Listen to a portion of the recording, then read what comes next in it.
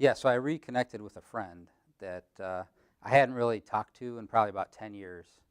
And it just happened that my sister had a couple Indians tickets, and I couldn't use them that night. She asked if I wanted to use them. I couldn't use them.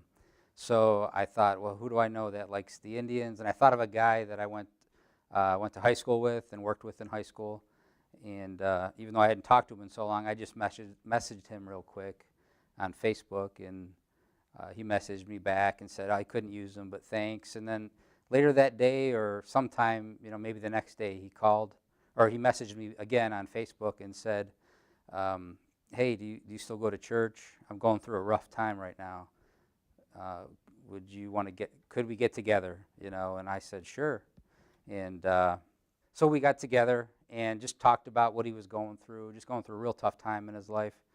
And I just invited him to church, and he started coming, and we would message back and forth, talk back and forth, and I just started telling him about God and what he could do to turn his life around, and about salvation and how he can trust Christ.